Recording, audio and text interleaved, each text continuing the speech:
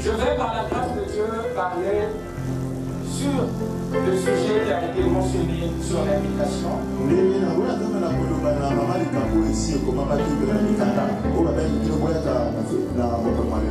Le défi de la 25e année.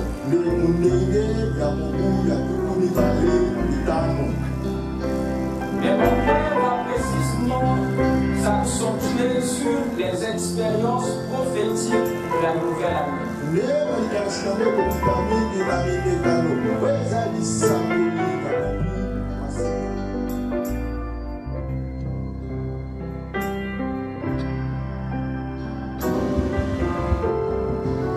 Que le Seigneur vous bénisse. Amen. Je vous salue ce soir dans le nom du Seigneur Jésus-Christ. Amen. Que Dieu vous bénisse richement. Il vous comble. Nous les sommes infiniment reconnaissants pour la tendre grâce qu'il nous a accordée et nous a assisté tout au long de l'année jusqu'à ce soir. N'êtes-vous pas heureux? Acclamons le Seigneur.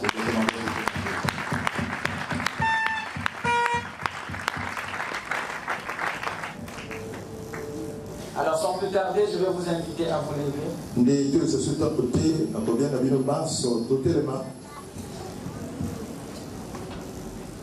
Pour lire les Saintes Écritures.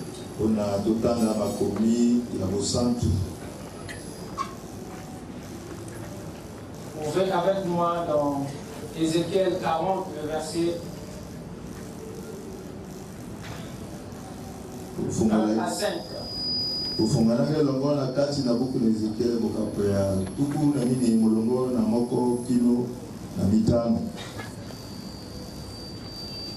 Je pense que vous avez votre Bible.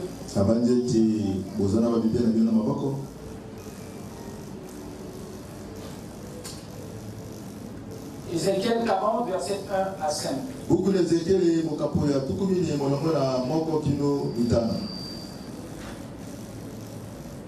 La 25e année de notre captivité, au commencement de l'année, le 10e jour du mois, 14 ans après la ruine de la ville, en ce même jour, la main de l'Éternel fut sur moi.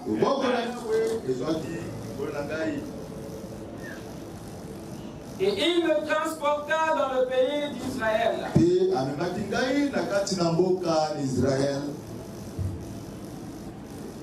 Il m'y transporta dans des visions divines et me déposa sur une montagne très élevée où se trouvait au midi comme une ville construite.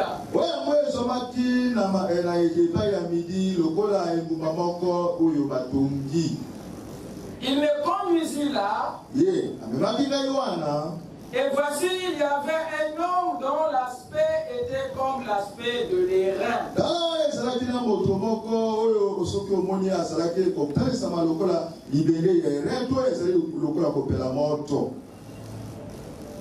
Il avait dans la main un cordeau de lin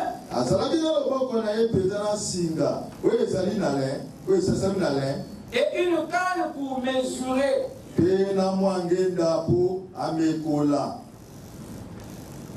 Et il se tenait à la porte. Cet homme me dit, fils de l'homme, regarde tes yeux et écoute de tes oreilles. Applique ton attention à toutes les choses que je te montrerai.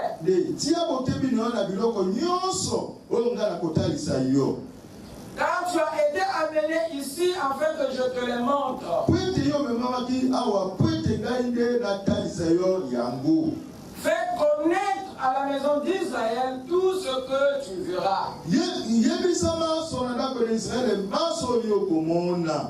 Vous êtes avec moi? Voici un mur extérieur entourait la maison de tous côtés.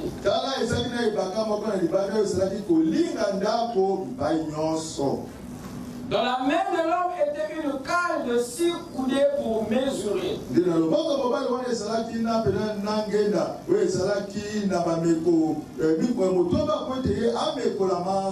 Chaque coudée ayant un palme de plus que la coudée ordinaire.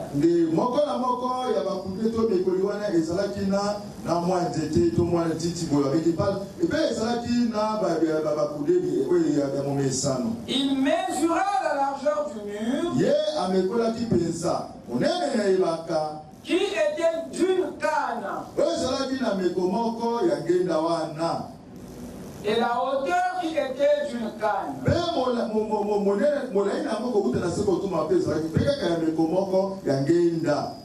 Amen. Amen. Prions le Seigneur. Dieu Tout-Puissant, en ce jour glorieux, nos cœurs se sont tournés vers toi. Toi, le dépositaire de la vie,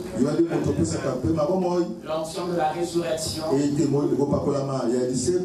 et la vie et l'espoir des saints.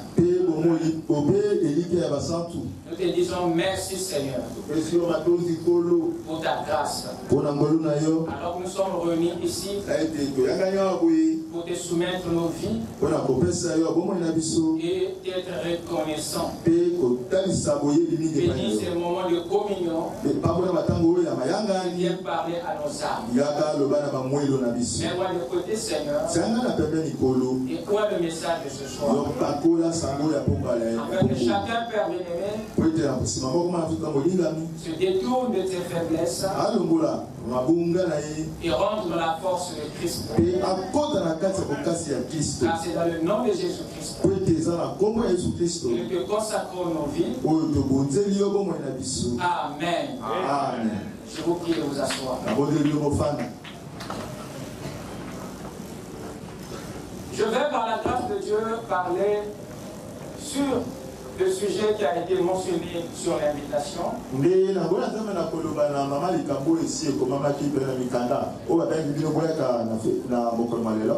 Le défi de la 25e année.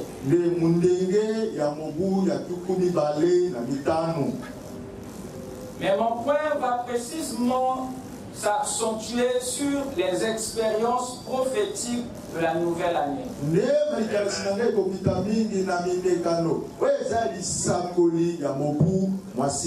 Les expériences prophétiques de la nouvelle année.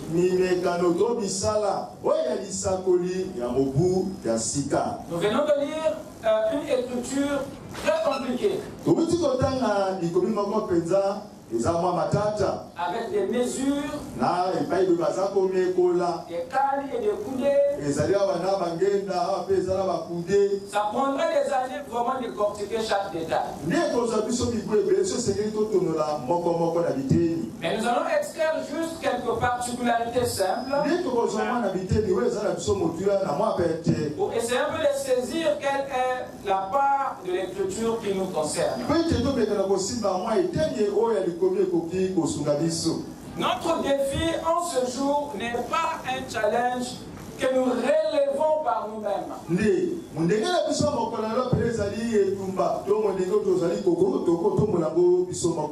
Non, il est plutôt un challenge que Christ relève contre le diable, mais au travers de nous.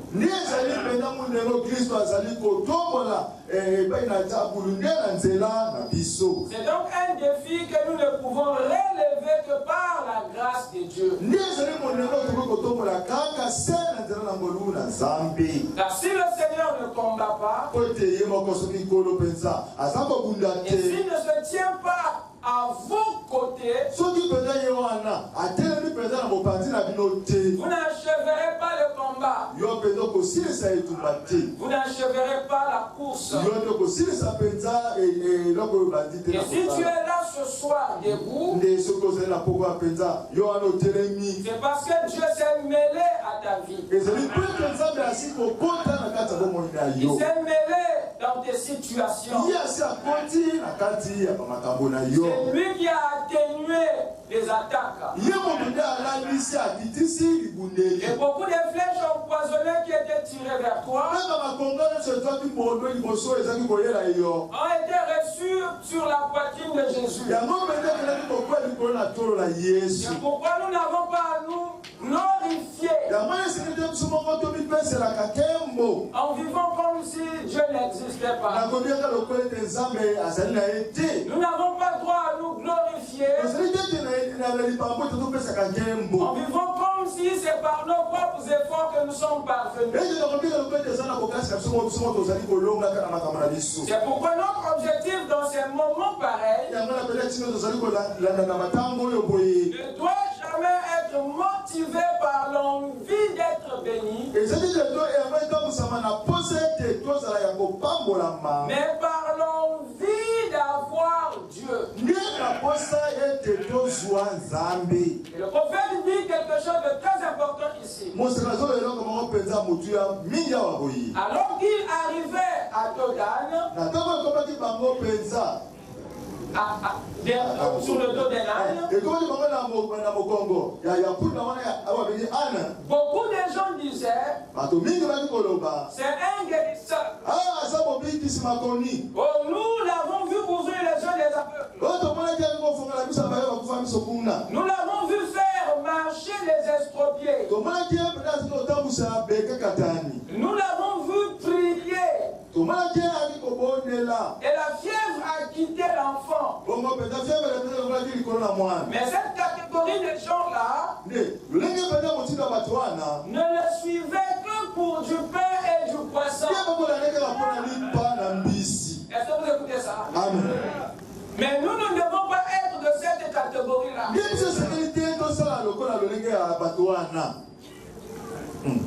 Dont les objectifs sont motivés que par la bénédiction.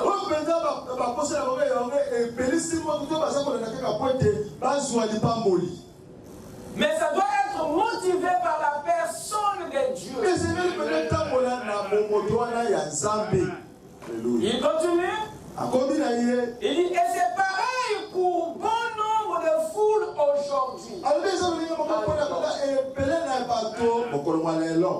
S'il vient un guérisseur, eh bien, ils le suivront. Il ne leur sera qu'une oasis. S'ils tombent malades, ils s'empresseront de venir dire, oh, vouliez-vous prier pour moi? Afin que le Seigneur Jésus-Christ me guérisse. Et dès qu'ils sortent de l'hôpital ou du lit de maladie, ils retournent tout droit dans le monde. Comme un chien à ce qu'il a vomi, ou un cochon à son bourbier. Comme dit l'Écriture, ils suivent juste pour le profit qu'ils peuvent tirer de lui. Ils se servent de lui juste comme des mains totémiques. Pour quelque chose qu'ils peuvent tirer de lui. Mais ils ne comptent pas le servir. Cette foule-là existe encore aujourd'hui. 9 lépreux avaient été guéris. Et un seul d'entre eux est revenu pour lui donner la gloire. Et tous les autres sont parti. Ingrat. Le prophète continue. Et si en Amérique, les gens qui ont été guéris par la puissance de Dieu tournaient leur cœur vers Dieu, un réveil balayerait cette nation et enfermerait tous les débits d'alcool. Les magasins de vin et spiritueux et les magasins de whisky disparaîtraient sur les champs. Les églises seraient pleines. Les salles de cinéma seraient vides le dimanche soir. Et un réveil éclaterait dans cette nation. Mais quand ils voient se produire toutes ces choses que Dieu fait, ils continuent de s'écrier. Qu'est-il? Qui est celui qui vient? D'où vient-il? Qui est celui-ci? Par quelle autorité fait-il cela? Quelqu'un peut dire amen? Fabanam est en train de dénoncer une catégorie de personnes qui ne cherchent Dieu que pour ses bénédictions. Qui après l'avoir lu, répare en leur lieu et ne le servent plus avec la vie ou la santé qu'il leur a donnée. Raison pour laquelle nous, les soi-disant chrétiens, nous ne devons pas être de cette espèce-là. De penser à Dieu que lorsque on est dans le besoin. Et je pense que ceux qui m'écoutent ce soir ne sont pas venus ici pour chercher seulement la bénédiction de Dieu. Ils sont ici ce soir pour avoir la personne de Christ dans leur âme. Parce que la bénédiction peut tarir au milieu de l'année. Mais Christ lui-même est la source de cette grande bénédiction. Voilà pourquoi ce soir, vous devez bien connaître ce que vous êtes venus chercher. Je veux entendre un amen. Et à côté de ce que nous venons de dire, il y a un autre point très important à considérer. Celui de la décision. Ceci n'est pas une nuit où chacun de nous va devoir tourner une page du livre. Mais ça doit plutôt être une nuit où chacun de nous va devoir décider pour sa destinée. Combien de fois avons-nous pris des engagements? Chaque fin d'année. Mais que nous n'avions pas tenu. Que cette nuit-ci, soit pour chacun de nous, une nuit de fortes décisions. Une nuit de fortes décisions. Sinon, tu serais venu perdre ton temps pour rien. Il faut que tu partes d'ici avec une décision qui va pencher ta vie du côté de l'éternité. Comme Adam dit, dans la prédication par la foi Moïse, ce matin, il se pourrait que les hommes et les femmes assis ici fassent leur choix final. Je vais actualiser ce soir. Il se pourrait que les hommes et les femmes assis ici fassent leur choix final. ce que vous êtes aujourd'hui. Parce qu'il y a plusieurs années, vous avez choisi d'être ce que vous êtes maintenant. Et votre choix d'aujourd'hui déterminera ce que vous serez dans 5 ans. Parce qu'il est question de revenir l'année prochaine avec de nouveaux objectifs. De revenir avec la joie d'avoir atteint ses objectifs, d'avoir réalisé les vœux que vous avez faits au Seigneur. Voyez que l'année prochaine, que vous soyez plus meilleur qu'aujourd'hui. Et ce qui produira cela, c'est la qualité de la décision que vous prendrez ce soir. Votre choix de ce soir déterminera ce que vous serez dans 5 ans. Dans 5 ans, vous serez peut-être un missionnaire. Dans 5 ans, vous serez peut-être un chrétien de renom. Vous écoutez ça? Est-ce que vous dites amen? Ou alors, dans 5 ans, vous serez peut-être en enfer. Parce que vous aurez pris la mauvaise décision. Dans 5 ans, vous serez peut-être en train de nettoyer des crachoirs dans un bar. Dans 5 ans, vous serez peut-être une prostituée dans la rue. Ou alors, vous serez peut-être un homme ou une femme dont la présence dans tout groupe sera d'une grande valeur.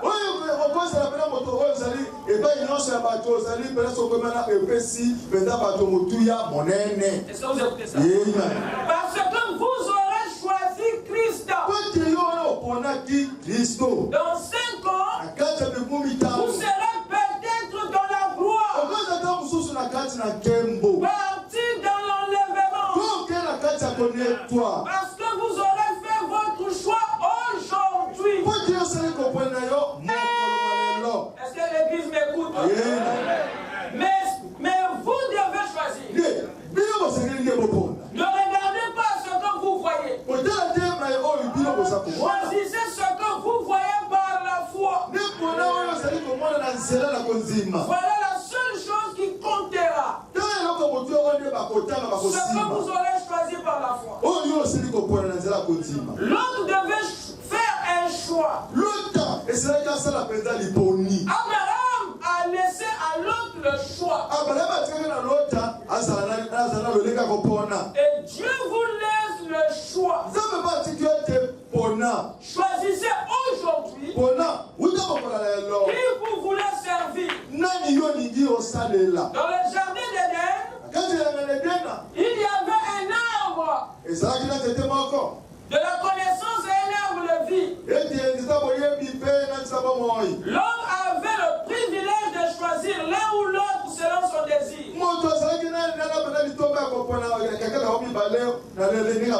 Et il en est de même aujourd'hui. Par votre libre arbitre, vous avez le privilège de choisir ce que vous voulez. L'église dit amen. Voici le conseil que je vous donne. Ça c'est le conseil de l'homme de Dieu. Ne regardez pas aux choses modernes qui vous entourent, à la popularité et au prestige, à ce que vous pourriez être. Mais choisissez plutôt par la foi celui qui a promis qu'il viendra. et qu'il réparera toute injustice. Vous donnerez la vie éternelle et vous ressuscitera. Même si vous devez prendre le chemin de mépriser avec le petit nombre de ceux qui appartiennent au Seigneur,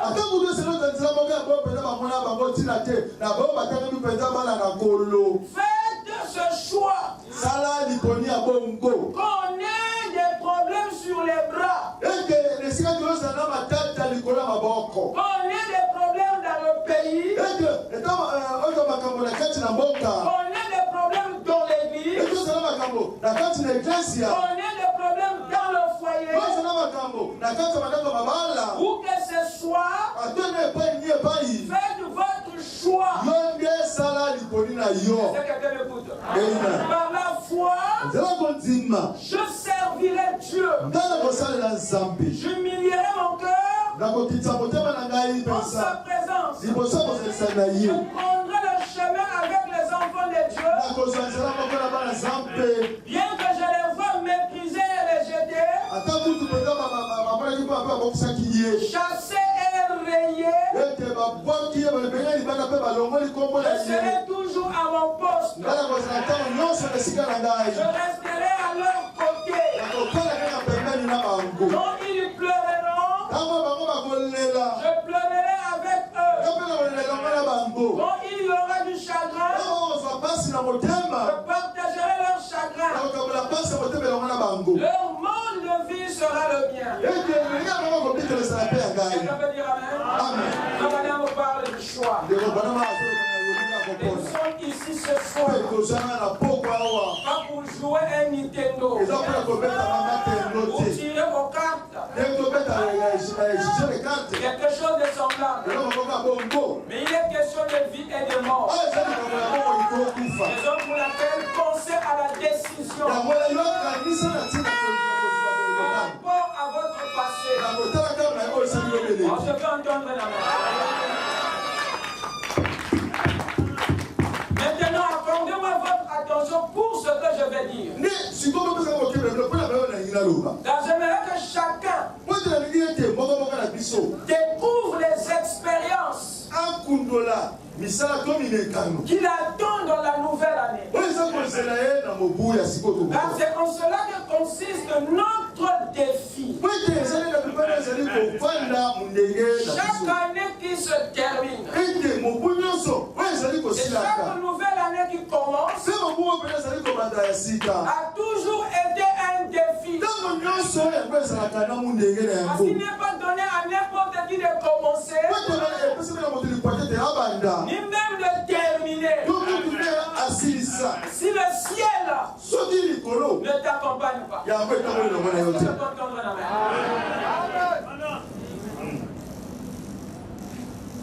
c'était en l'an 606 avant Jésus-Christ. Quand s'est produit la première déportation du peuple juif vers Babylone, c'était la déportation dont faisait partie Daniel. Sous le règne du roi Jéhoïakim. Vous pouvez lire cela dans le livre de Daniel, dans le livre des Chroniques.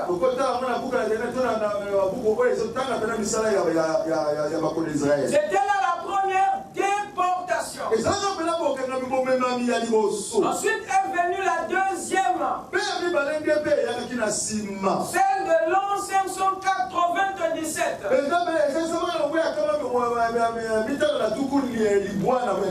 Avant Jésus-Christ. Déportation dont faisait partie Ézéchiel. Sous le règne du roi Jéhoïakim. Il y a eu Jéhoïakim. Et il y a eu un Jéhoïakim. Et enfin, il y a eu la déportation de 597 86.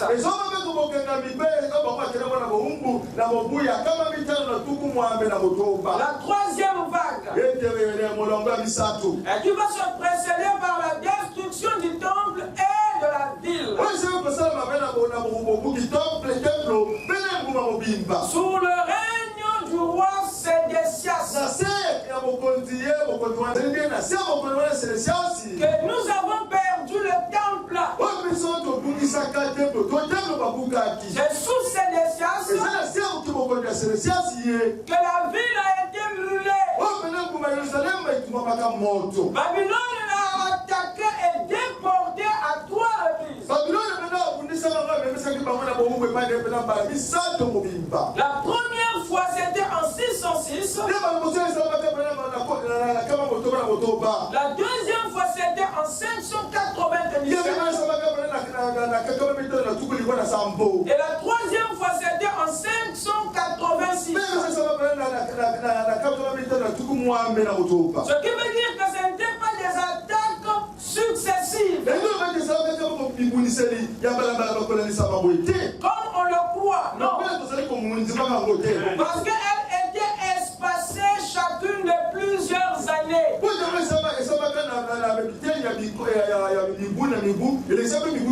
Par exemple, en 606, entre 606 et 597,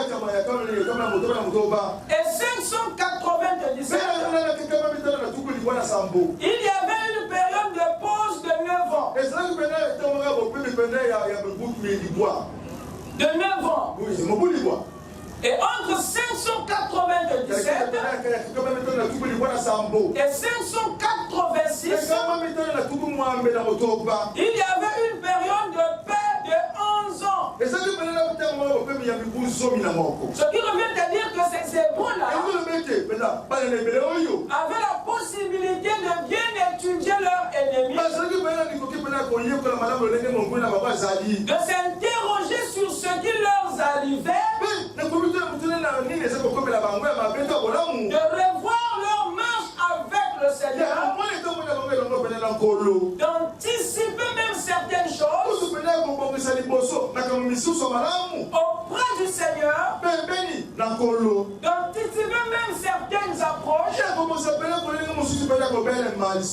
pour empêcher la seconde déportation,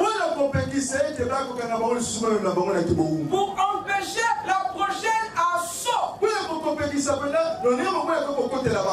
Mais au lieu de cela, ils ont préféré marcher dans le même état d'esprit, croyant que le temps de pause ou de paix qui leur a été donné était la fin des assauts de l'ennemi. Alors que cela était juste un temps de grâce, un temps de réflexion,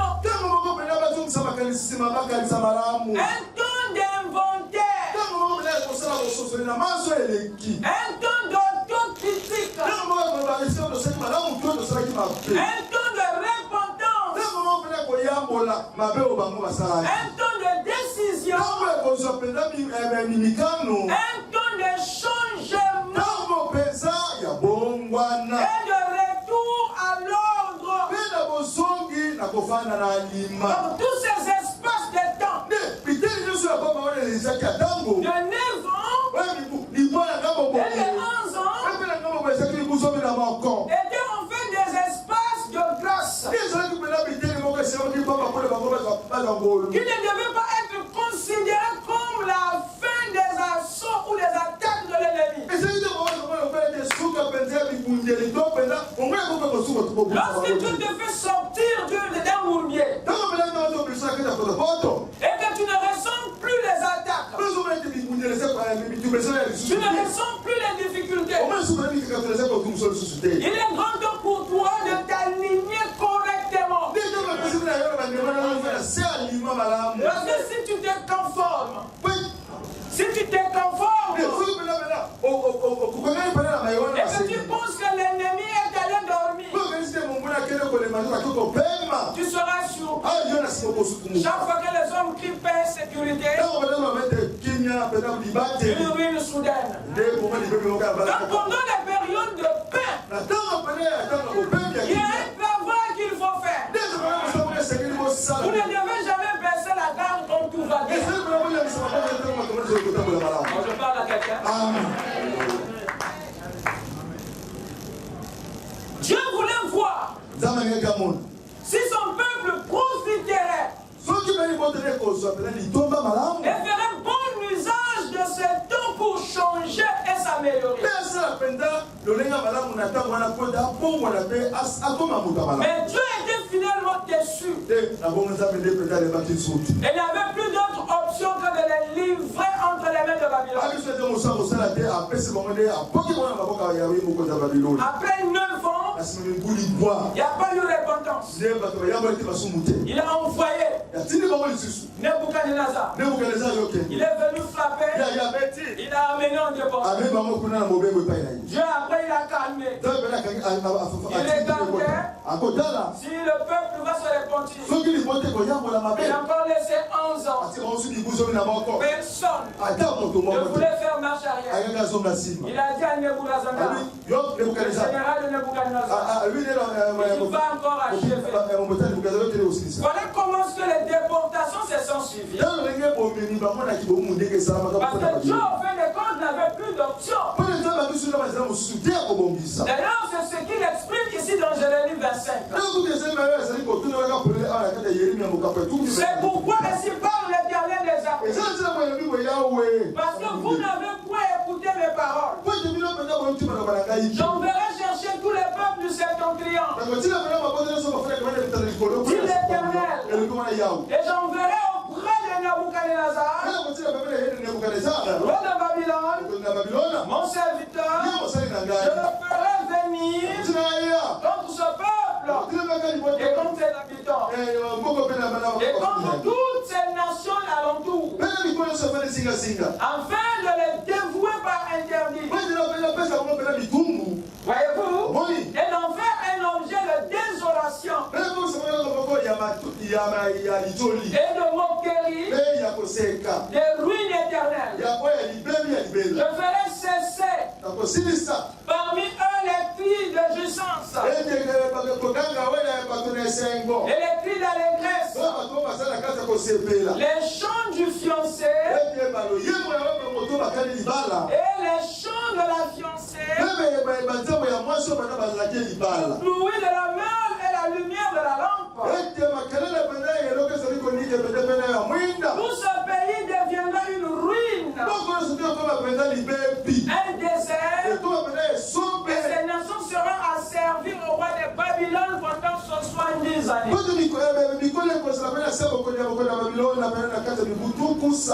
Cela montre que Dieu prête attention à notre attitude. Qu'est-ce que nous faisons du don de sa patience? Si rien ne s'abat, c'est pas parce que tu as oublié tes péchés, mais c'est parce qu'il attend que tu te réveilles et que tu arranges. Mais si cela ne vient pas, la Bible dit même la patience de Dieu s'épuise. Alors là, il peut lâcher un démon qui viendra te fouetter afin que tu cherches le chemin. Alors là, ça ne sera pas bon. Raison pour laquelle les enfants de Dieu doivent savoir se l'élever avant que le pire n'arrive. Être enfant de Dieu, c'est contrôler les humeurs de Dieu.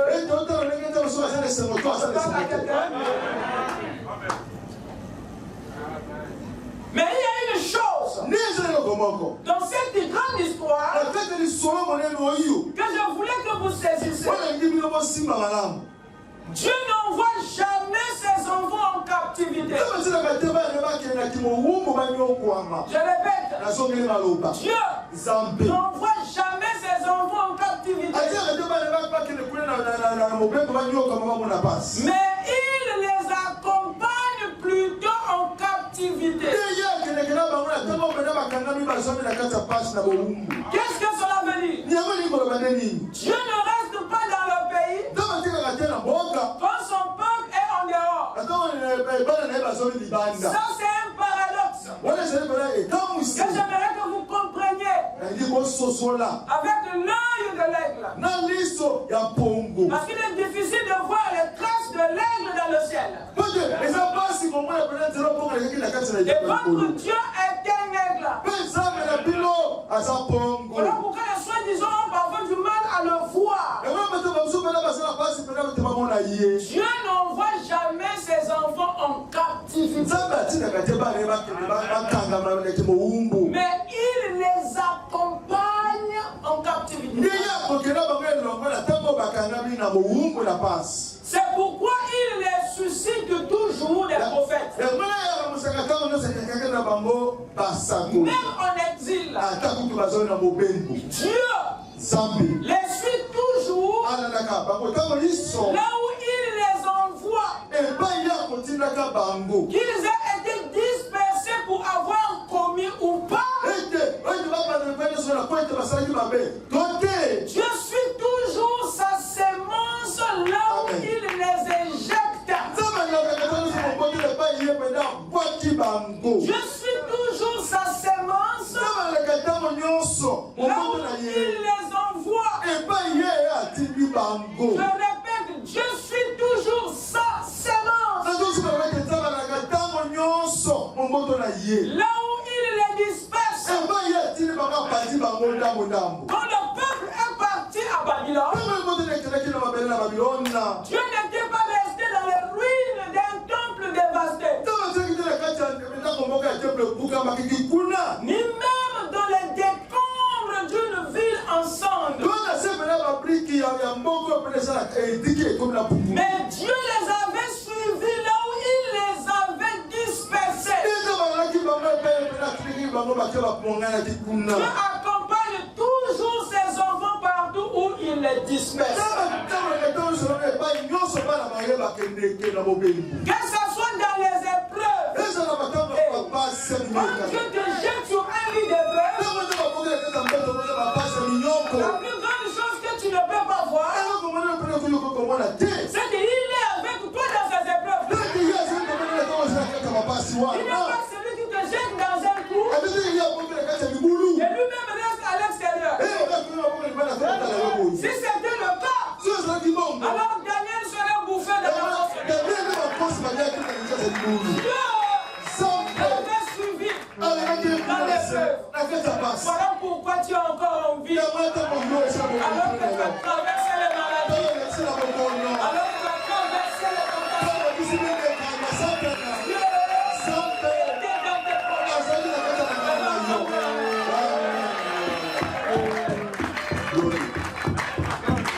Dieu ne reste jamais en dehors de votre combat.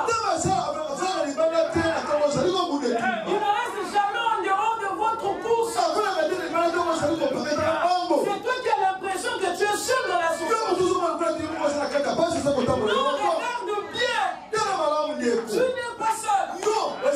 Dieu n'envoie jamais ses enfants en captivité. Mais il les accompagne.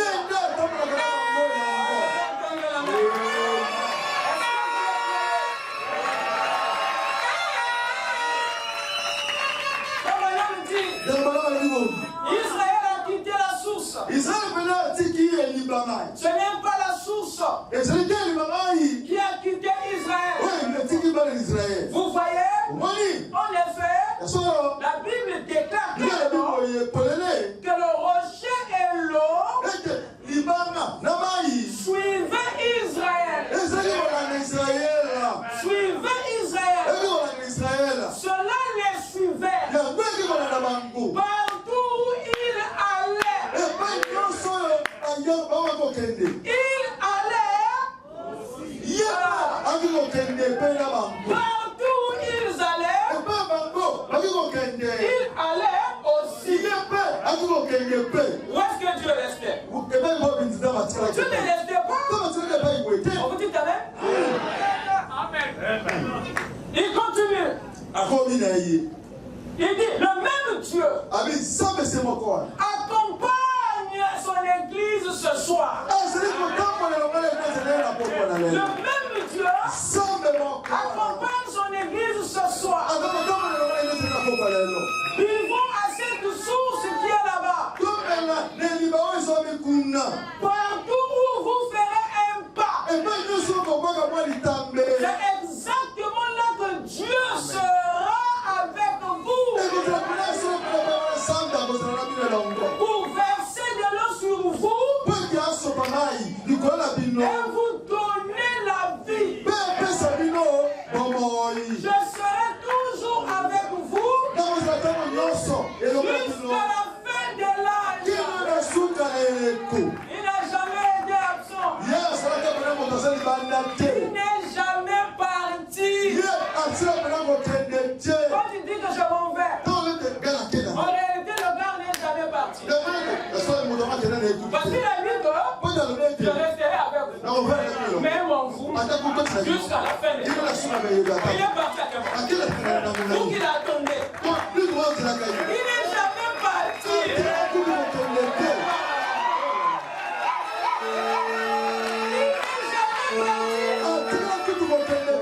Le Seigneur n'est jamais parti. Il est toujours là.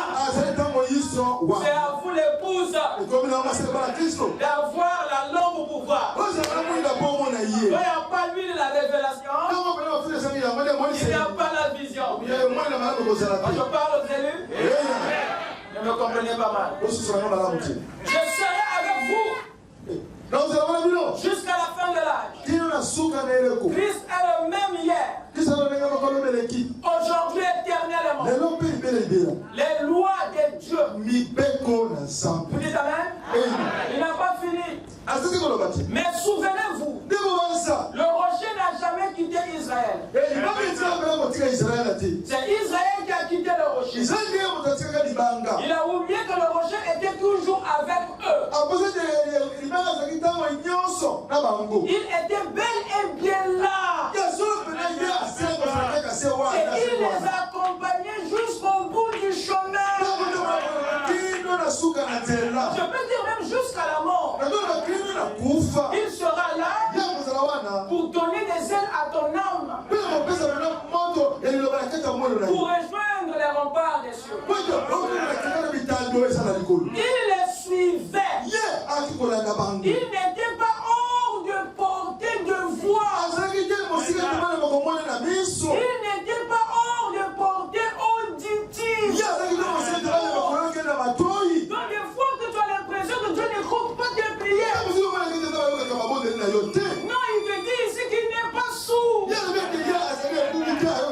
Sauf qu'il y a des mots qu'il attend que tu sors. Des fois Dieu attend que tu fasses un jeu. C'est comme la maman de Samuel. C'est pas qu'elle ne priait pas. C'est pas qu'elle ne jeûnait pas. Elle ne priait.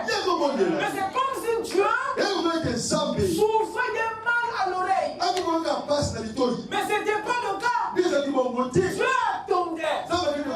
Dieu voulait que cette dame dise certains mots. Dieu est en train de la pousser au bout. Il y a des paroles que Dieu attend que vous déclarez. Il y a des grandes décisions que Dieu attend que vous preniez. Il y a des vœux qu'il attend que vous preniez pour déverrouiller la chose.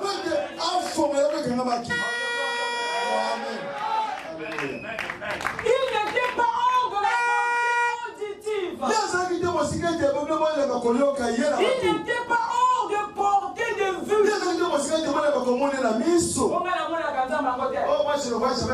Depuis que je peux la voir la réalité, je ne le vois pas moi. Tu le vois?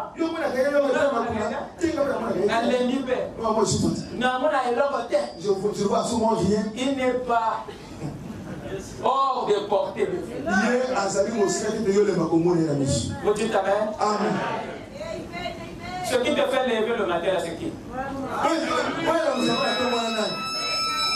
Celui qui te donne le bout de pain, là, c'est qui? Même dans ton morceau de pain, tu ne le vois pas. Dans ta respiration, tu ne le vois pas. Dans la santé, tu ne le vois pas. Ok, les élus disent Amen. Et Christ non plus. Avec l'église aujourd'hui, il n'est pas hors de portée de voix. Il y en a parmi vous qui ont rétrogradé, qui ont fait ce qui est mal. Vous avez perdu la joie et votre eau a taillé. Il est encore à portée de votre voix. Même ton péché, même ton péché ne l'a pas éloigné. Il a seulement pris la distance. Mais il ne t'a jamais quitté. La colombe se tient juste sur une branche à quelques pâtés de toi. C'est parce qu'il est à équidistance que tu sens la condamnation. Il est encore à portée de votre voix. Il vous suit. Il connaît chaque geste que vous faites. Et tout ce que vous faites, il désire ardemment vous entendre l'appeler sur scène. Oh, Dieu n'envoie jamais sa sémence en captivité. Mais que fait-il? Il vous accompagne dans la captivité. Vous dites Amen? C'est pour qu'il vous démontre qu'il est là pour gérer tes situations avec lui. Oh, dites Amen. Ceux qui étaient dispersés en Égypte avaient Jérémie le prophète. Dieu s'était arrangé qu'ils les suivent même là-bas au travers d'un ministère. Dieu s'est arrangé. Jérémie pouvait partir en Babylone. Jérémie pouvait partir en Syrie. Il l'envoie en Égypte parce que Dieu avait ses enfants là-bas. Vous écoutez ça? Amen. Ceux qui étaient partis à Babylone avec Daniel et Ézéchiel. Seul Jérusalem, la ville dévastée et insomniée, qui n'avait pas de prophètes. Au cours de cette période de captivité, mais ceux qui étaient à Babylone et en Égypte avaient des prophètes. Pourtant, c'est Dieu qui les avait expulsés.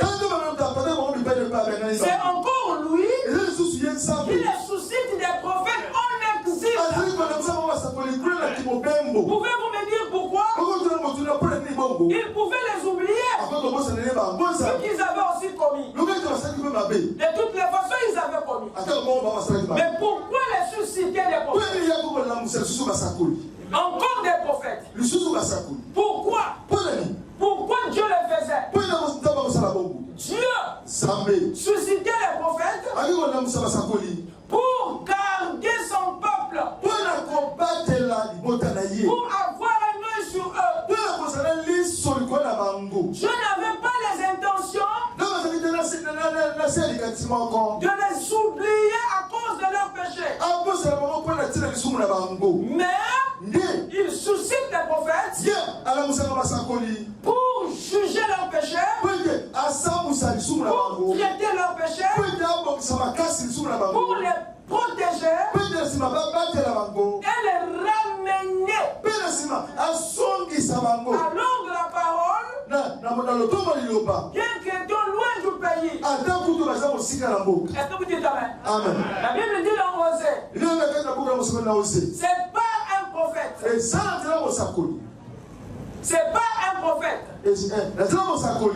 L'Éternel fit monter Israël hors de l'Égypte. C'est pas un prophète. Israël fut gardé. Vous comprenez maintenant ce que signifie la présence de Dieu. C'est le prophète. Or, le prophète est au milieu du peuple. Que vous soyez en exil ou dans le pays, or, le prophète est au milieu de vous. C'est Dieu qui est au milieu de vous.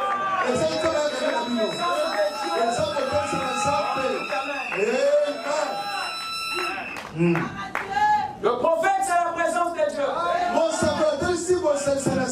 Le prophète, c'est la délivrance. Le prophète, c'est la protection. Quelqu'un peut dire amen. Je ne vais pas prendre le prophète, le temps est parti, je vais aller vite. Ici, le prophète nous montre que un prophète, c'est le révélateur de la parole. Ici, il dit qu'un prophète, c'est un révélateur divin.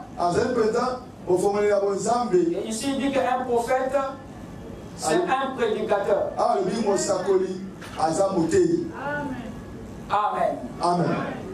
Amen. Cette histoire d'Ézéchiel à Babylone nous apprend dans les types et dans les ombres comment Dieu agit au milieu de sa sémence, même lorsqu'ils sont éloignés de son territoire.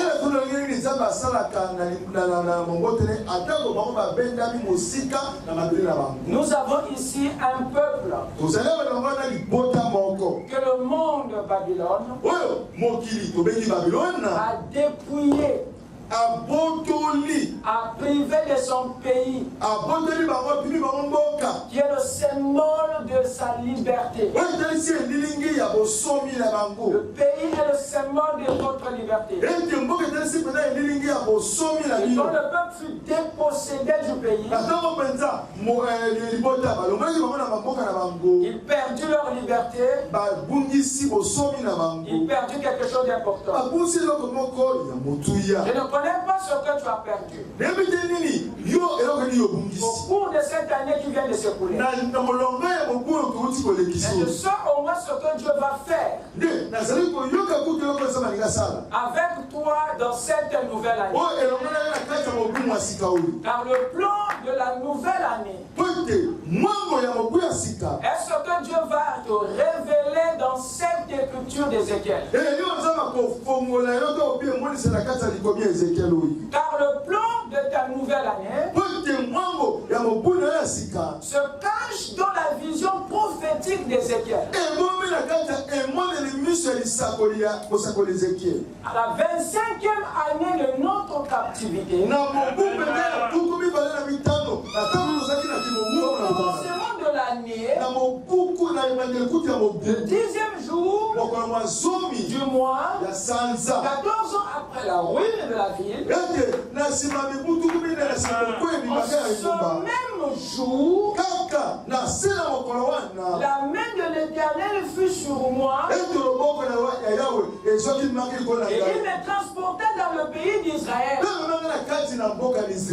Il me transporta dans des visions divines. Il me déposa sur une montagne très élevée. Vous êtes trouvé au sud, comme une ville construite. Il me conduisit là. Et voici, il y avait un homme dont l'aspect était comme l'aspect des reins. Il avait dans la main un cordon de lin et une canne pour mesurer. Il se tenait à la porte.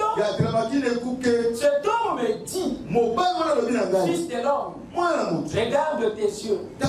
Écoute de tes oreilles. Applique ton attention à toutes les choses que je te montrerai. Car tu as été amené ici afin que je te les montre. Fais connaître à la maison d'Israël tout ce que tu verras. Entourer la maison. Je vous épargne les détails. Ézéchiel, dont le nom signifie Dieu fortifiera. Où l'Éternel rend fort. Était un sacrificateur de la tribu de Lévi.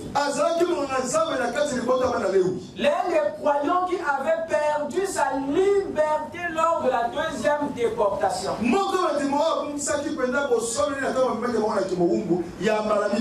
Et en l'an 597,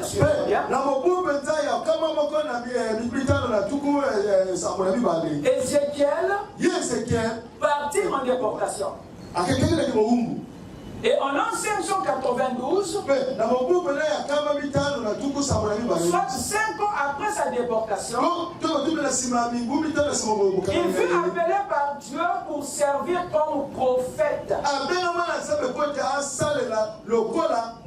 pour fortifier et veiller sur le peuple de Dieu qui était à Babylone. Il fut donc un prêtre, un sacrificateur, un Éphésiens 4.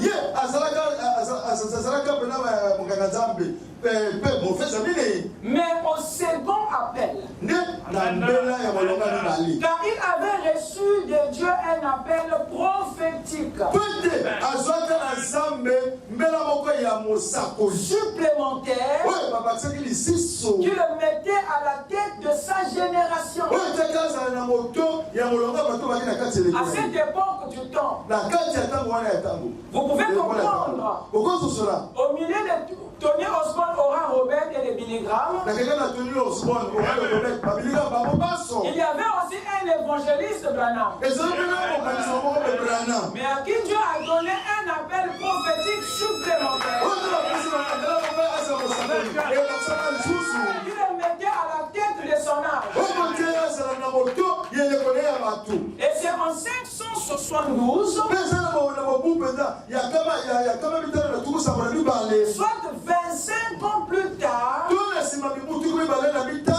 que l'Esprit saisit Ézéchiel pour nous écrire le chapitre 40. Celui que nous venons de lire.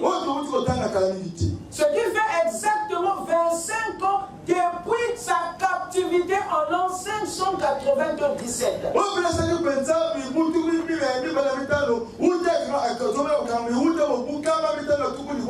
La ville était détruite en 586. Et quand vous prenez 586 moins 572, ça vous donne exactement 14 ans. Ce qui l'objet de l'expliquer. Donc nous sommes à la 14e année de la destruction du temple, de la ville, et à la 25e année de la captivité d'Ézéchiel. Alors remarquez, qu'est-ce qui s'est passé au premier mois de la 25e année? La Bible dit qu'il y eut quelque chose de symbolique et de prophétique sur Ézéchiel. La Bible dit que Ézéchiel eut une vision. Vision qu'il nous décrit ici en 5 dimensions. Dans la première dimension, Ézéchiel nous parle de la main de l'Éternel. Vous pouvez le lire. En ce même jour, donc au début de la 25e année, la main de l'Éternel fut sur moi. Ça, c'est la première dimension de la vision. Et dans la deuxième dimension,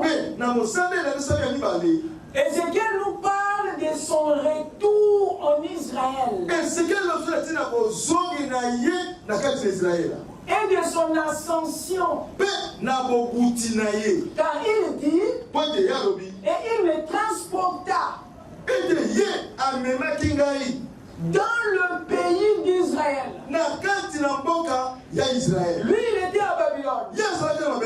Mais il parle ici d'un retour que Dieu lui montre en vision. Et ce retour est le symbole de la restauration du royaume à la 25e année. Il est transporté dans des visions divines. Et me déposa sur une montagne très élevée. Lorsqu'il fut restauré, Dieu s'est arrangé qu'à la même année, de la même vision, que Ézéchiel soit en haut et non en bas. Donc il y a deux choses. Il y a la restauration qui est symbolisée ici par le retour en Israël. Et il y a l'ascension ou l'élévation qui est traduit ici par le placement sur la montagne. Ça, c'est la deuxième dimension de la vision.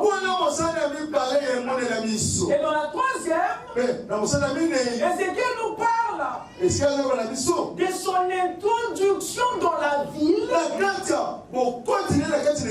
et de sa rencontre avec l'homme à l'aspect des reins. Il me conduisit là. Où? Dans la ville. Voyez-vous? Et il y avait un homme dont l'aspect était comme l'aspect de l'airain. Il avait dans la main un cordon de lin et une canne pour mesurer. Donc il fut introduit dans la ville et il eut un contact avec celui qui avait de quoi pour mesurer. Or la mesure, c'est le jugement. Mesurer, en termes prophétiques, veut dire juger. Connaître tes mesures. Jusqu'où va le bien et le mal. Quelle est ta longueur? Quelle est la largeur? C'est le langage prophétique du jugement. Ça, c'est la troisième dimension de la vision. Qu'est-ce que c'est? L'introduction ou l'entrée et le contact. Dans la quatrième dimension, Ézéchiel nous parle des instructions. Des 4 instructions qu'il a reçues de l'homme. Et cet homme me dit, il y a les instructions. À la 25e année, il lui dit, number 1, regarde de tes yeux. Ça, c'est les premières instructions. Je ne veux plus. Je ne veux plus des distraits. Je ne veux plus des aveugles. Et Dieu veut ceux qui ont des yeux. Il y a 4 instructions ici. Dieu veut que vous voyez cette fois-ci. Ne soyez plus des aveugles. Ça veut dire que n'ignorez plus le bien ou le mal que vous voyez.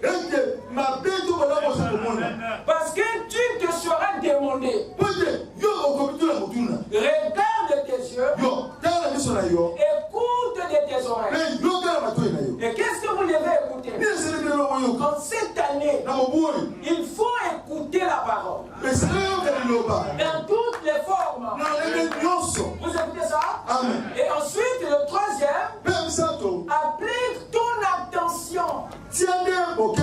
L'application du cœur dans les choses qui te sont révélées, dans les choses que tu as écoutées. C'est la mise en pratique. C'est l'année de l'application. Et la dernière instruction fait connaître à la maison d'Israël. C'est l'évangélisation. C'est l'évangélisation. C'est l'exhortation. Donc la quatrième dimension de la vision, il y a 4 instructions. Et dans la cinquième dimension, Ézéchiel nous parle de la maison. Voyez-vous, de la maison, qui est le type du temple, qui est le type de la demeure des dieux. Et cette maison est le symbole de la demeure de Dieu qui est en âme. Et le grand message qui se cache ici, c'est celui de savoir dans la 25e année, c'est même plus l'année de l'esprit du corps, et c'est l'année de l'âme, la maison de Dieu, le tabernacle du surnaturel. Donc cela fait maintenant de la 25e année pour nous. La 25e année devient pour nous une année du surnaturel. La main de l'Éternel, c'est le surnaturel. La main de Dieu, c'est le surnaturel. Vous dites amen? Lorsqu'il dit que et la main de l'Éternel vint sur moi, à la 25e année, c'est l'expérimentation du surnaturel. Cette année est pour vous une année du surnaturel. Cette année est pour vous une année de la restauration et de l'élévation. Cette année est une année d'intimité et du contact avec le Saint-Esprit. Cette année est une année de 4 instructions. C'est-à-dire, c'est l'année de l'observation. C'est l'année de l'écoute. C'est l'année de l'application. C'est l'année de l'évangélisation. Dites amen. Et le dernier point, fin de 2025, une année de l'âme. L'année du temple. Qu'est-ce que cela veut dire? Peu importe ce que tu as perdu, peu importe ce qui te liait, peu importe ce qui te retenait en 2024, que ce soit les maladies, que ce soit les chaînes de circonstances, que ce soit les malédictions, que ce soit les mauvais sorts, que ce soit les encouragements,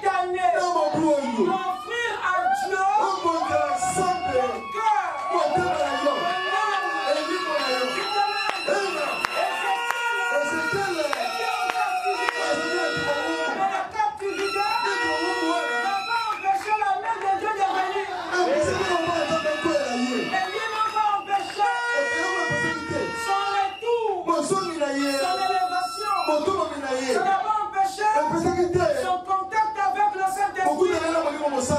Quelqu'un peut dire Amen. C'est la grande année. Cette année 2025. Est-ce que quelqu'un peut dire Amen? Il a un mystère autour du nombre 25. Je vais vous dire quelque chose.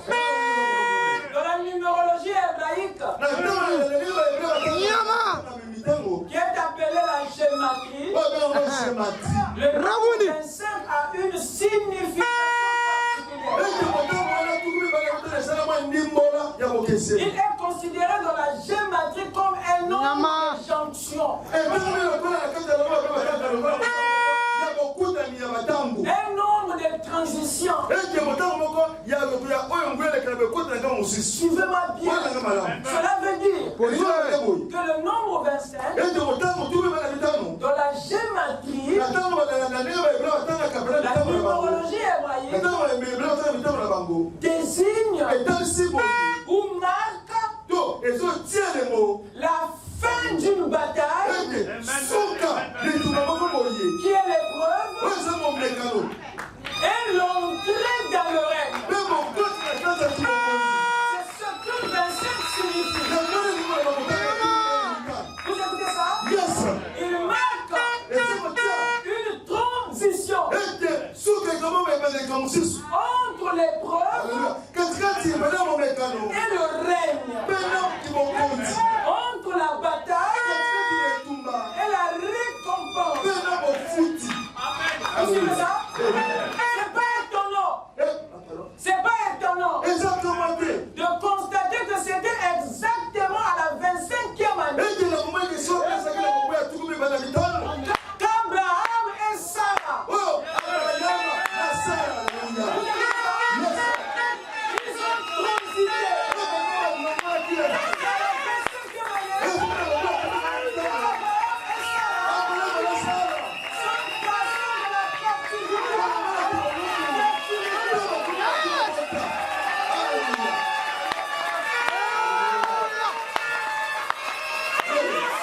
ils ont transité. C'est à la 25e année.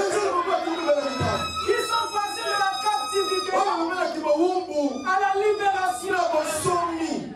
Ils sont passés de l'épreuve à la récompense. Donc la 25e année était une année de jonction et de transition. C'est là où tout a transité. Je déclare ce soir au nom de Jésus que tu es passé de la mort à la vie. Tu es passé du problème à la solution.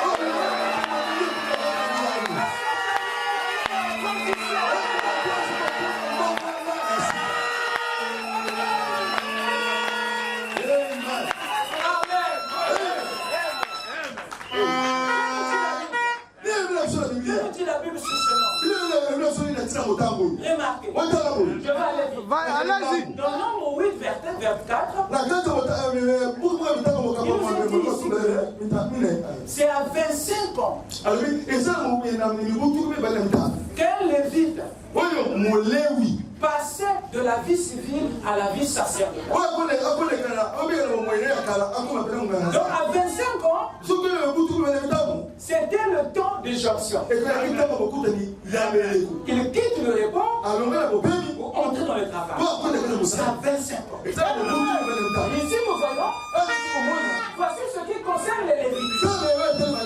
Depuis l'âge de 25 ans et au-dessus, tous les vides entrera au service. Vous voyez ça? Et c'est pas tout. C'est dans la sacrificature. Et maintenant dans la royauté, nous remarquons que la majorité des rois prenaient le trône à 25 ans. Nous avons ici la seconde année de Joas, fils de Joachaz, roi d'Israël, fils de Joas, roi de Juda, régna. Il avait 25 ans On passe. Nous avons dit encore ici. Amathia devient roi à l'âge de 25 ans. On passe. Il y a quoi encore? Jotam, fils d'Ozia, roi de Juda régna.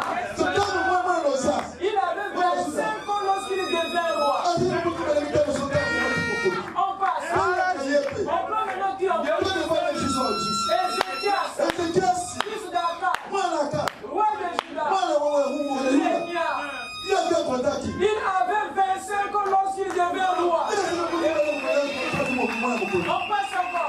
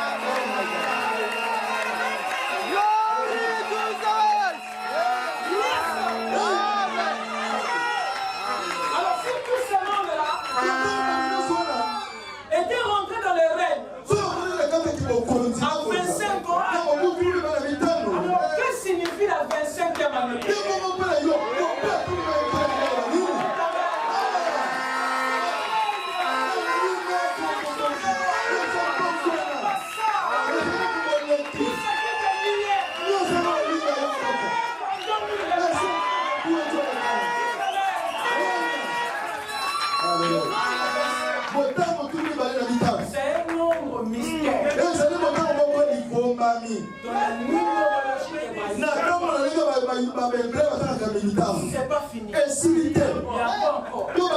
La Bible nous dit qu'au ciel, il n'y avait pas que 24 trônes. Il n'y avait pas qu'un trône. Mais il y avait au total 25 trônes.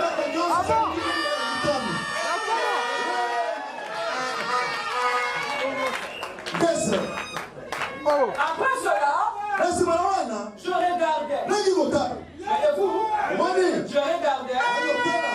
Qu'est-ce qui s'est passé? Et voici une porte était ouverte dans les cieux. La première fois que j'avais entendu, comme le son d'une trompette, et qui me parlait, monte ici, et je te ferai voir ce qui doit arriver dans la suite. Vous écoutez ça? Yes.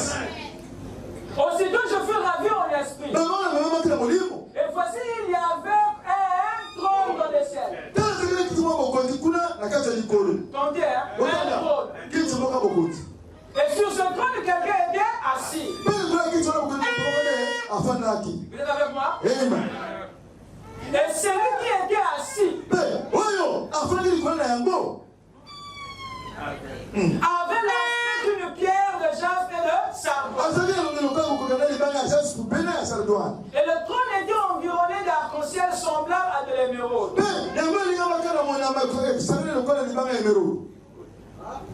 Vous êtes là? Et autour du trône, je vis combien de trônes? Plus le premier là,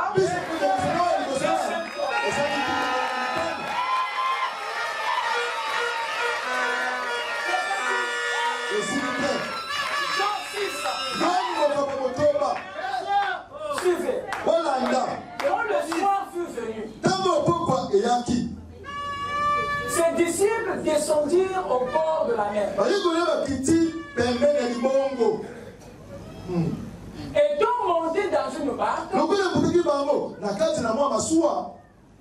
C'est ce que tout le monde a fait.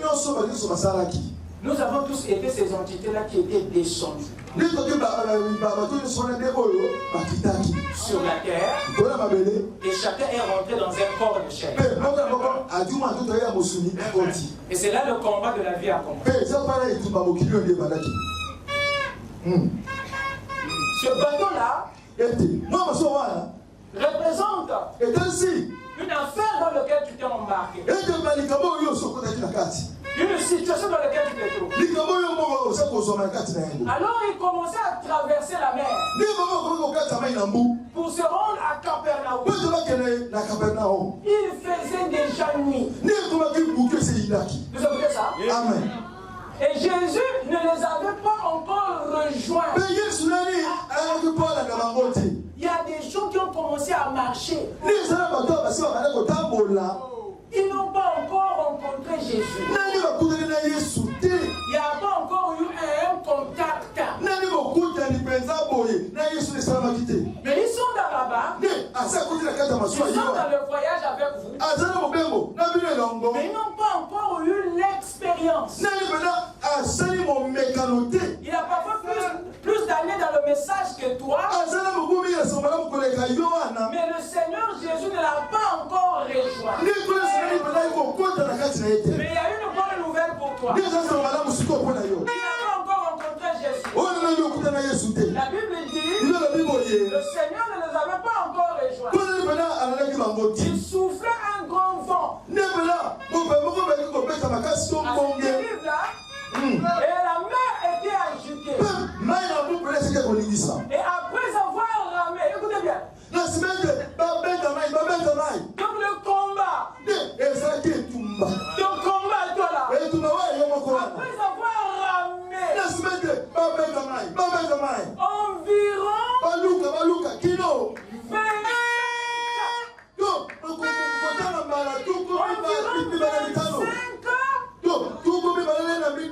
30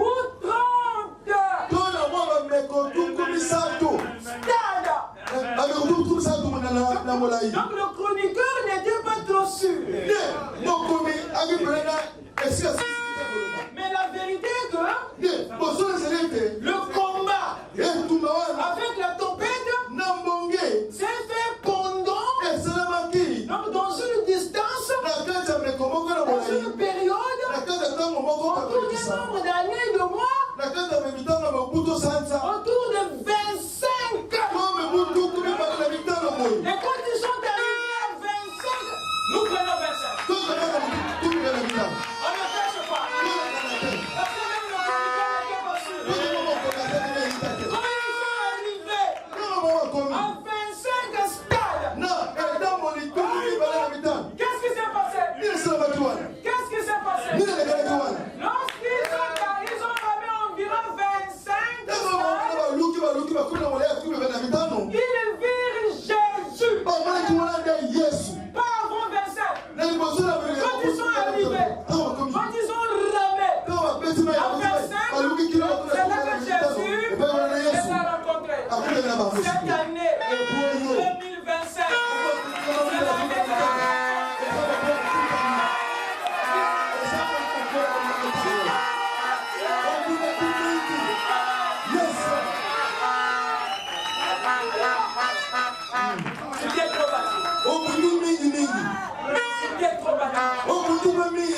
tu t'es trop battu. C'est le temps de passer de l'autre bord.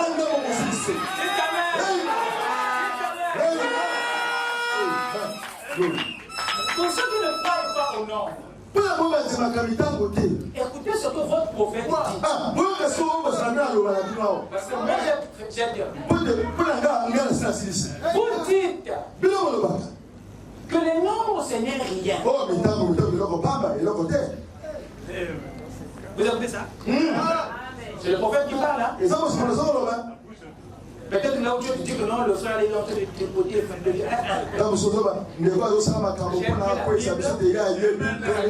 Je prends le prophète. Vous qui dites, vous dites, les nombres ce n'est rien. Dans ce cas, vous ne connaissez pas le sens des nombres de votre Bible. Voyez? Alors vous allez la comprendre de travers. À coup sûr. Quand vous ne croyez pas les nombres. Certainement. En Dieu, La perfection se fait en trois. L'adoration se fait en 7. La tentation se fait en 40. Il faut maintenant en train de vous donner les symbolismes des nombres. Le jubilé se fait en 50.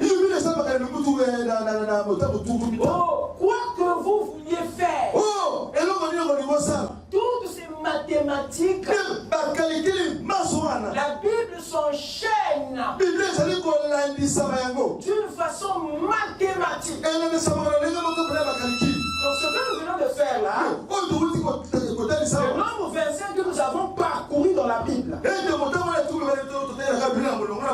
ne sont pas là pour rien. C'est un nombre mathématique qui a un contenu symbolique, prophétique et spirituel. Dieu est dans les nombres. Dieu est dans les chiffres. Il a dans la Bible tout un livre qui s'appelle Nombre. Il n'y a aucun autre ouvrage de littérature écrit nulle part avec lequel il soit possible de faire ça. Mathématiquement, géographiquement, à tous égards. Il n'y a pas un seul livre dans la Bible qui soit écrit comme la Bible. Il n'y a pas un seul roman, je veux dire, qui soit écrit comme la Bible. Il n'y a rien. Les nombres de la Bible sont en harmonie parfaite. Et même les chapitres, la ponctuation et tout, c'est parfait. Aucun autre livre, on ne pourrait pas en lire un chapitre sans que ça se contredise. Mais dans toute la Bible, il n'y a pas qu'une seule contradiction. Elle a été écrite par beaucoup de gens, et des centaines d'années derrière, sans qu'ils en connaissent une partie. Elle a écrit à tel endroit, l'autre a écrit à tel endroit, l'autre a écrit à tel endroit. Quand tout cela a été rassemblé, ce qui a constitué la Bible, et pas une seule partie, contredit l'autre. Non, ni mathématique, ni géographique. Tout le reste dans la Bible, tous les nombres, tout concorde parfaitement. Cela n'est pas inspiré. Si cela n'est pas inspiré, je ne sais pas. Qu'est-ce que vous allez appeler inspiration? Je suis heureux d'avoir cette vieille. Que vous bénisse.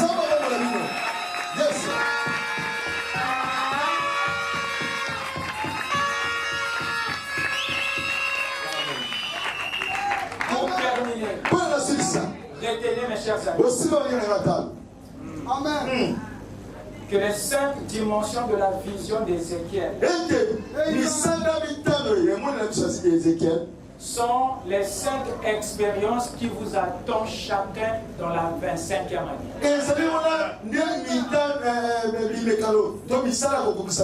À partir de maintenant, sachez que peu importe ta situation, c'est l'année de la main de l'Éternel.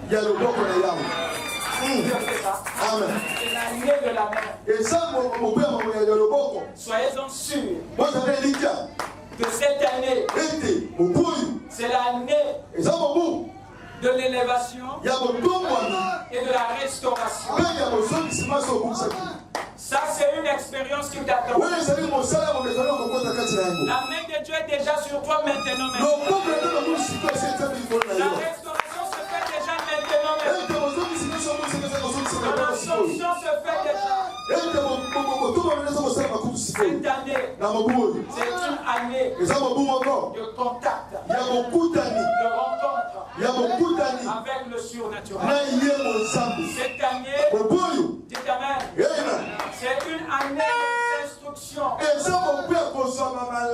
d'observation, d'écoute, d'application et d'évangélisation. Cette année, c'est l'année du temple. Chacun va devoir offrir non son corps, pas son esprit, mais le temple, la maison de Dieu. Parce que c'est celui que Dieu va mesurer. Le jugement commence dans la maison de Dieu. Voilà pourquoi il est descendu avec le cordon de l'air et la canne, la parole pour sanctifier, pour corriger l'homme intérieur.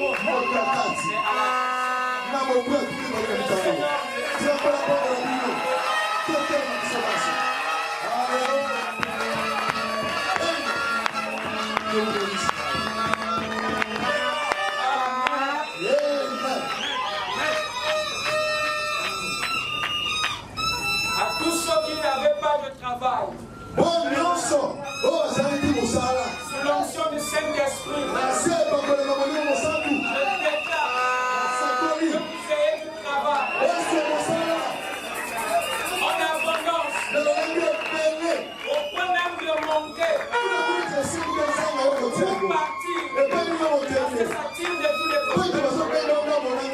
Tous ceux-là qui n'ont pas eu de promotion, d'augmentation, l'année passée, je déclare une augmentation sans limite.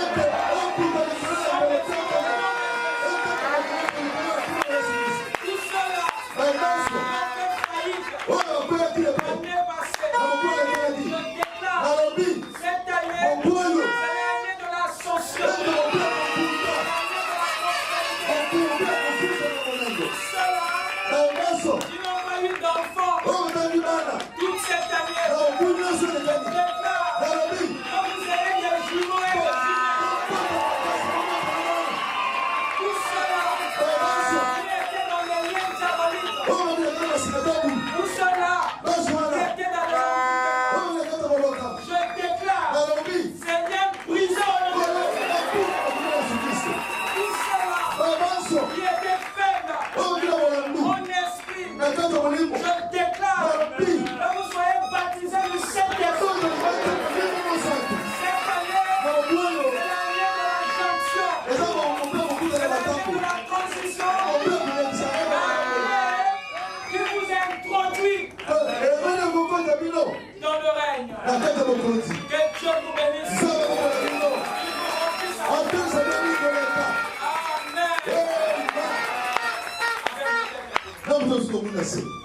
La foi regarde la foi. Gloire à Dieu, calvaire, sauveur divin, sauveur divin. Écoute-moi quand je prie. Écoute-moi quand je prie autant.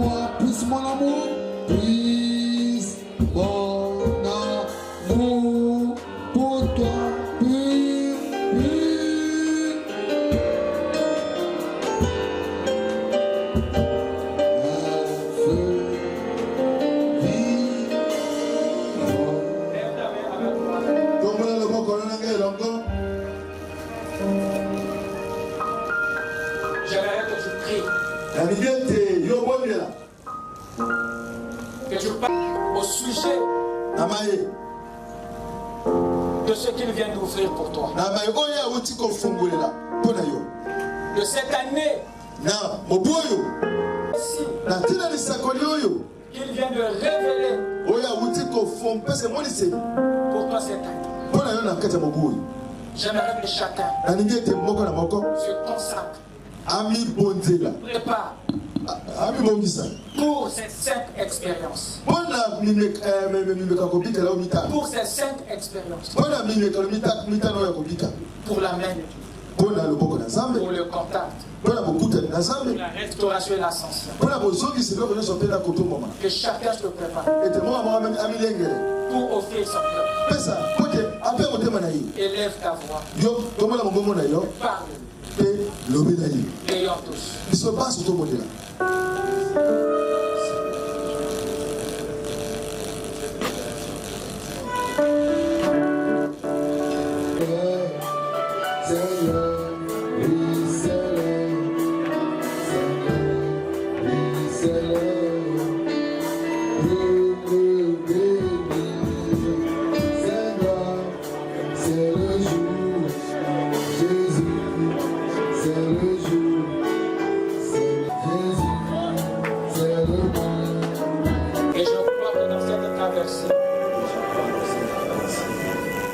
Toute ma maladie est restée. Tous mes envoûtements sont partis. Tous les mauvais esprits sont restés. Car tu es le Dieu de la bataille. Le Dieu de la transition. Le Dieu des miracles. Qui parle et les esprits obéissent. Je crois de tout mon cœur. Je suis né de vous. Je crois de tout mon cœur que ma vie a changé. Je crois de tout mon cœur que je suis devenu une nouvelle personne. En cette nouvelle année, que ma vie soit une offrande, que mon cœur te soit une offrande. Seigneur, tiens-moi par la main. Puisse l'arracher de ses mains. Que cette année soit une année de production. Que cette année soit une année de fécondité. Que cette année soit une année de consécration. Seigneur, souviens-toi de ma famille. Souviens-toi de mes parents. Des esprits consacrés. Ne laisse personne dehors. Donne-nous la vie éternelle. Donne-nous le Saint-Esprit. Que cette année, Seigneur, soit une année de changement. Rentre, Père, dans nos vies, dans nos études, dans nos entreprises, dans nos commerces, dans nos affaires. Mêle-toi, Seigneur, dans nos affaires. Sois au devant de la scène. Mène le combat, Seigneur. Car nous t'abandonnons tout. Tous nos problèmes de foyer. Seigneur, sois au contrôle. Retire la vie de souillure. Retire la vie de l'adultère. Retire la vie de péché. Retire la vie de la fornication. Seigneur, apprends-nous à marcher dans la pureté. À atteindre nos objectifs selon la parole. Ouvre-nous de ton esprit. Ouvre-nous de ta sagesse. Car nous te consacrons. Tout ce que nous sommes, tout ce que nous avons, à te servir au cours de cette année, dans le nom puissant du Seigneur Jésus-Christ, le Dieu qui nous a introduits dans la 25e année.